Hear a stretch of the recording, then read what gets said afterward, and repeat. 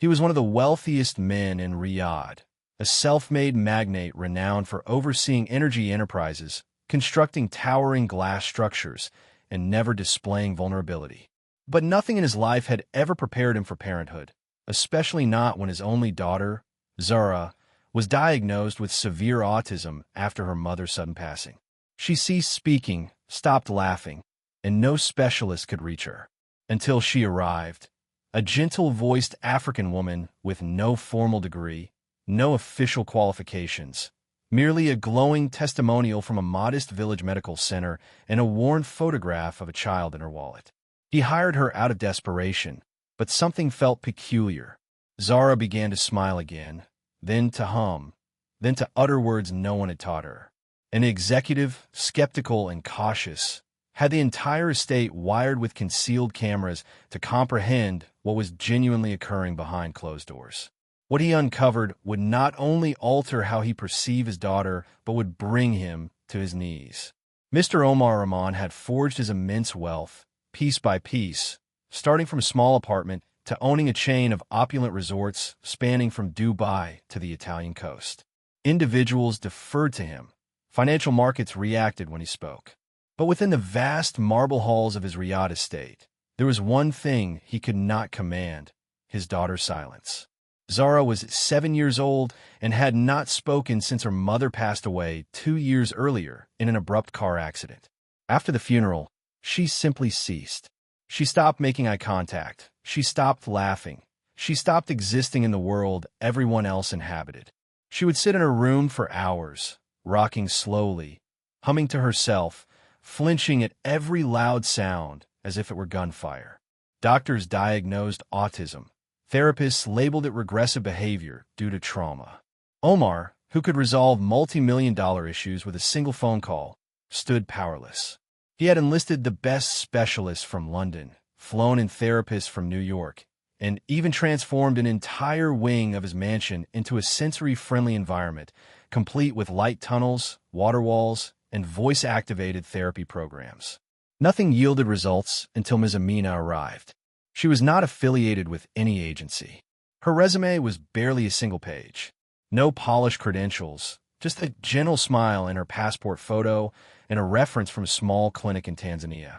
She had experience with special needs children in rural communities and had helped raise her sister's 5 children when their mother passed away. That was her entire background. Omar initially did not wish to interview her.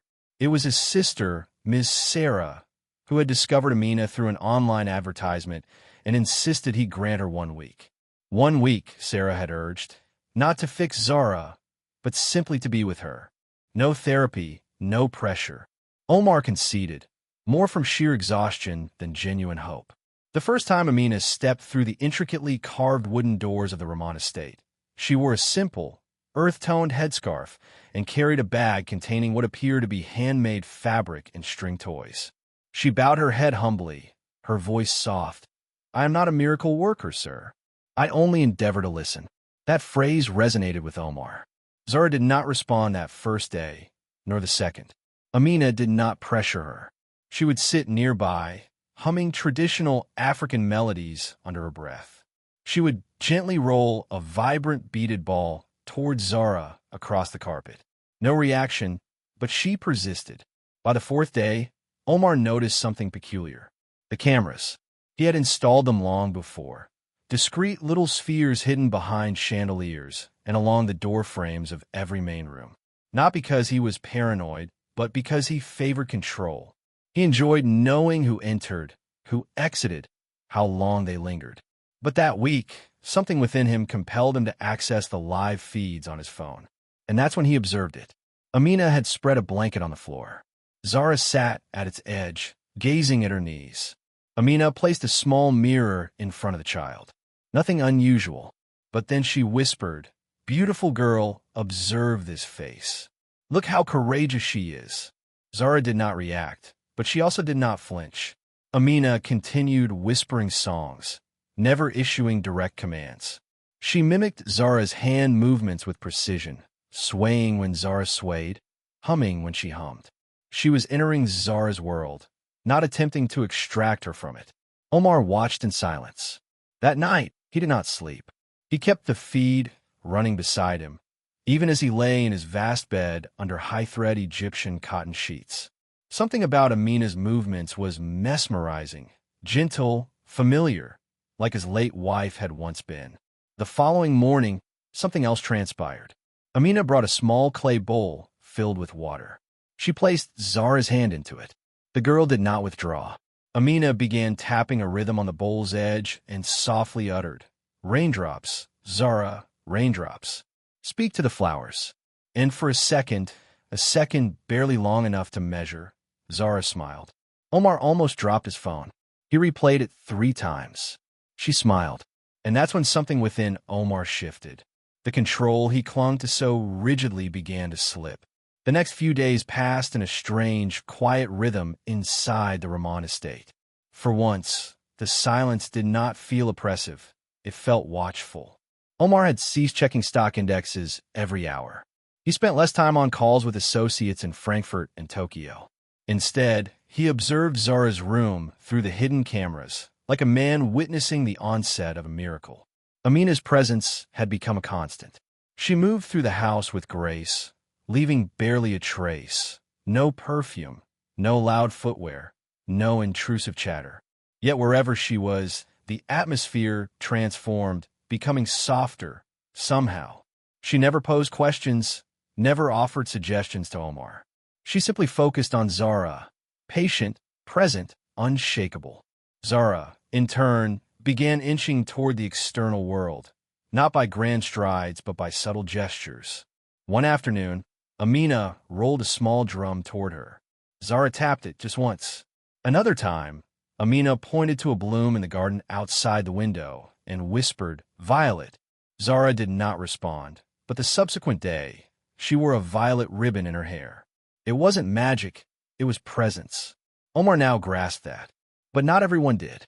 It was the evening before Omar's annual business gala, a grand event where oil executives, royalty, and diplomats paraded through his home, adorned in polished smiles and empty conversations. Sarah, his sister, had arrived early to assist with arrangements. As she walked through the gallery hall with a clipboard in hand, she paused near the main staircase, noticing Amina gently guiding Zara to the balcony. "You trust her this deeply already?" Sarah asked, not looking at Omar. "She's not a liability," Omar replied. "You don't know that. There are whispers." "What kind of whispers?" "She worked for a household in Ghana whose child vanished. No formal accusations, but the child was never recovered. They claimed Amina had cared for her." Omar stiffened, his gaze shifting to the monitor on his phone, displaying the live feed of Amina and Zara now sitting side by side, humming. He detested gossip, abhorred its poison. But this was not merely any employee. This was his daughter. Still, he said nothing, just nodded. That night, while the gala sparkled with chandeliers and laughter, Amina remained with Zara upstairs. Omar found himself looking up at the ceiling more than once, wondering what they were doing. He excused himself early from the dinner table and returned to his study, where the monitors glowed quietly. On screen, Amina was sketching something with Zara on a whiteboard. Shapes, faces. Zara held the marker with trembling fingers, but she didn't resist when Amina gently placed her hand over hers, guiding the stroke. Zara did not pull away. And then came something Omar couldn't comprehend. Zara turned to Amina. Her lips moved. "Ma." Omar's heart clenched. He leaned in closer, pressing his fingers against the glass of the monitor. Zara had just called her Ma. Amina didn't react immediately. She just smiled softly and whispered, "I'm here, little blossom." Tears filled Omar's eyes. It had been almost 2 years since he'd heard his daughter form a word. He stood, heart pounding. Part of him yearned to burst into the room, to witness it himself, but he did not move. He understood better now. Whatever was transpiring, it had to happen without his direct interference. But the next morning, everything changed. As Omar prepared for a meeting, one of his security staff entered the room, hesitant. "Sir," he said, breathless, "we were reviewing footage from last week, as you requested, and there's something you need to see." They pulled up a clip.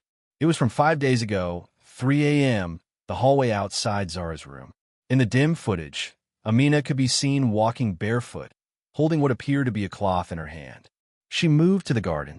A few minutes later, she returned and looked directly at the hidden camera, not by chance. It was a cold, steady stare. Then she raised the cloth, and for a flash, it appeared crimson. Omar's breath caught in his throat. Was it blood? We're not certain, sir. Could have been pigment or something else. But we felt you should be aware. Omar dismissed the man with a wave, but didn't resume his seat. His pulse was a tempest. What was Amina doing outside in the middle of the night? Why gaze directly at the camera like that? And what was that cloth? Doubt had infiltrated the house, and it would not depart quietly. Omar barely slept that night. His thoughts spun like a broken carousel. One moment he recalled the tenderness in Amina's voice, the way Zara had uttered Ma for the first time in 2 years. The next, he envisioned her staring into the hidden camera in the dead of night, clutching something red and walking barefoot in his private garden. It didn't coalesce. He sat in the darkness of his study, screens glowing in front of him like the control panel of a spacecraft. One displayed the live camera feed from Zara's room, now empty and illuminated with the soft blue glow of a nightlight. The other showed footage from earlier days, all bookmarked by the security team. Every time Amina lingered alone in a hallway, every time she stepped into the garden after midnight, every time she paused near a camera. Was she taunting him, or was he beginning to lose his grasp on his own sanity? By 7 a.m., he made a decision. Summon her. He instructed the head of staff. I wish to speak with her alone. Amina entered the study with her hands folded neatly in front of her. Her headscarf was cream-colored today, matching the warm tone of her long dress. There was no fear in her expression, just calmness and something else, something inscrutable. You desire to speak with me, sir? Omar did not rise from his chair. He did not offer her a seat. I've been observing the cameras, he stated. I know, she replied softly. That rattled him. He narrowed his eyes. So you're aware that you've been recorded all this time? She nodded once. Of course. And yet you look directly into them, as if you possess something to conceal. Amina did not flinch. Or perhaps I wanted you to see. To see what? She took a step forward. That I have nothing to conceal. Omar stood now, his voice hardening. Then what were you doing in the garden at 3 a.m., holding what resembled a blood-stained cloth? She exhaled, almost like a laugh, but not quite. Then she reached in her bag, pulled out the very cloth in question, and laid it gently on the desk. It was a child's scarf, red, yes, but embroidered with sunflowers, small, frayed at the edges. I found it in the bushes by the fountain, she said. Zara must have tossed it out the window. She cried for it the next morning, but lacked the words to explain. So I retrieved it before dawn. And I looked into the camera because I knew you were observing. I hoped you'd perceive what care truly entails. Omar stared at the scarf, feeling the heat of shame creep up the back of his neck. But it wasn't over. You worked for a household in Tanzania, he said slowly. One of the children went missing, and your name was in the inquiry.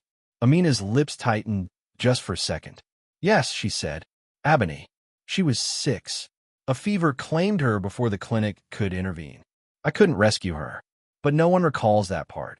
Omar's chest tightened. Why didn't you disclose this to me before? Would you have employed me if I had? The question sliced through the room like a blade. He had no answer. I'm not a miracle worker, she said again, quieter this time. I'm just someone who listens. Sometimes that's the only thing a child needs. Not more therapy, not more silence. For the first time in years, Omar felt disarmed. He sat back down. I don't know what to believe, he admitted, his voice raw. Amina nodded. Then believe your daughter. She's the one who's evolving. At that exact moment, as if summoned by the universe, Zara appeared in the doorway. She didn't speak. She didn't run. She walked calmly, barefoot, and placed her hand on Amina's. Omar stared. She never initiated touch before. She never entered a room without screaming first. Now she was steady. Amina smiled, looking down at the child. Are you prepared for the garden, little blossom? Zara nodded just once, and they walked out together. Omar remained frozen in his chair, heart pounding, not from fear, but from something even more dangerous, hope. But that hope would soon be tested because someone else had been watching the cameras too, and they weren't nearly as forgiving.